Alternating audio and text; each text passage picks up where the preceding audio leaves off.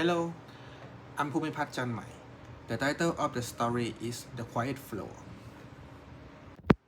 Hello, I'm Natanisha Thongnoi. The title of the story is The Quiet Fall. In the tallest building on the university campus, there was a floor that most youth students never visited. The building itself was modern and busy, filled with classrooms, lecture halls, and offices, where professors worked late into the evening. Elevators moved constantly, carrying students between floors, and the sound of conversation echoed through the hallways during the day. Yet the top floor, known simply as Level 12, remained unusually quiet. Officially, Level 12 was still part of the building. It appeared on the elevator panel, and the doors would open if someone selected it.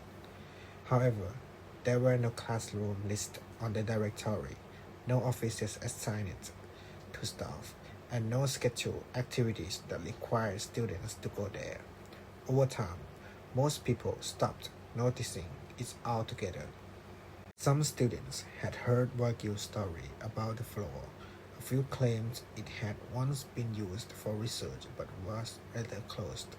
Others believed it was simply unfinished space that had never been properly developed. No one seems to know for certain, and no one cared enough to investigate. Except for one student. Lucas Bennett first noticed Level 12 during his second year at the university. He was studying engineering, a field that required precision, logic, and attention to detail. Lucas was the kind of person who noticed small inconsistencies, the kind of person who questioned things that others ignored. One evening, after a long study session in the building, Lucas stepped into the elevator and pressed the button for the ground floor. As the door began to close, he saw that Level 12 was still listed above all the other floors. He hesitated, then without fully understanding why he pressed the button, the elevator moved upward. When the doors opened, Lucas stepped into the dimly lit hallway.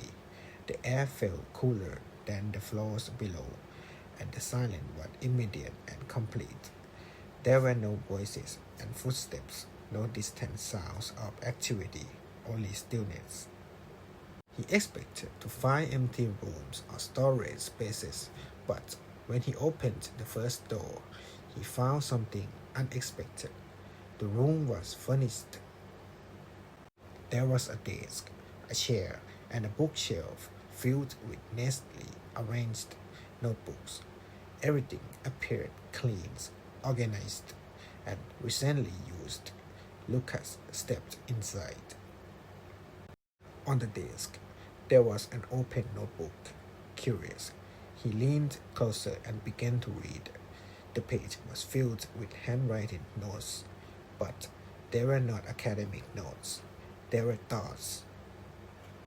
I keep wondering if I chose the right path. Everyone else seemed to certain, but I'm not sure I belong here. Lucas found.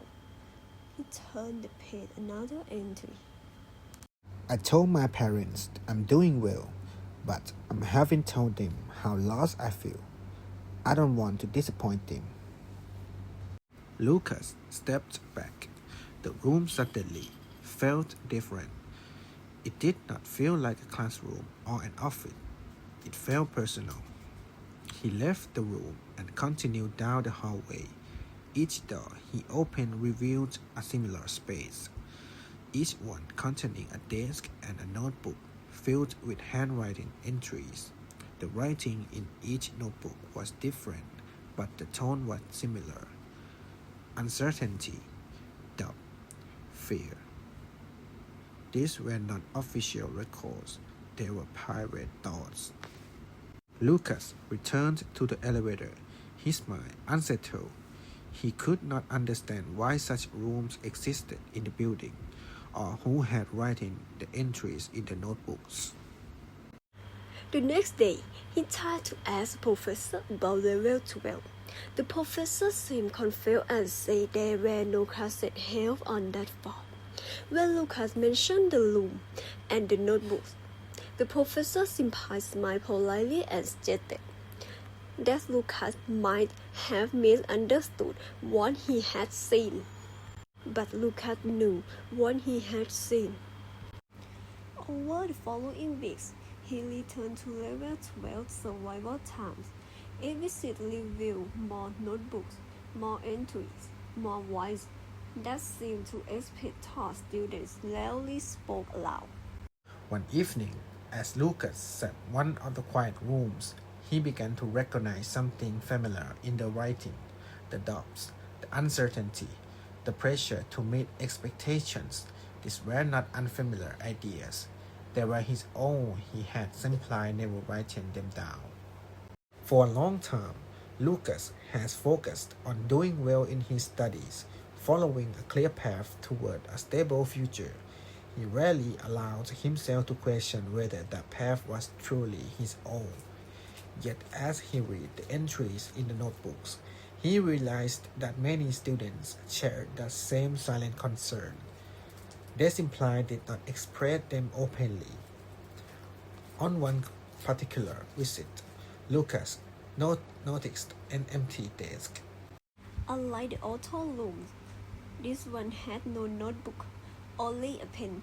He stood there for a long moment, unsure of what to do. Then slowly he sat down. He picked up the pen and hesitated before writing. At first, the word did not come easily. He was not used to pencil. He thought in this way, but gradually he began to write. I don't know if I chose this path for myself or for someone else. I keep moving forward, but I don't know where I'm going. He paused, then continued. I'm afraid that if I stop to question it, I might realize I don't belong here. When he finished, he placed the pen down and leaned back in the chair. The room felt different now, not empty, but understood. Over the next few weeks, Lucas continued to visit level 12. He read more entries, and sometimes he added his own. Writing became easier, and the act of putting his thoughts into words gave him a sense of clarity he had not expected. He also began to notice something else. The entries in the notebooks were changing. You're not alone in feeling this way. It's okay to question your path. Sometimes uncertainty means you are thinking honestly. The notebooks were no longer just collection of private stuff. They had become conversation. One evening, as Lucas stood in the hallway, he realized that level 12 was not abandoned space. It was hidden one. A place where students could express what they could not say elsewhere. A place where silence allowed honesty. Before leaving, Lucas returned to the first room he had entered with envy. He opened the book and read to the first entry again. I'm not sure I belong here. He turned the page and wrote beneath it. Maybe belong isn't something you find. Maybe it's something you create. He closed the notebook and stood up. As he walked back to the elevator, the hallway no longer felt empty or forgotten. It felt quiet in a different way. When the elevator door closed behind him, Lucas realized that he would connect visiting level 12, not because it was hidden, but because it allowed him to see something clearly for the first time. Not the building, not the university. but himself.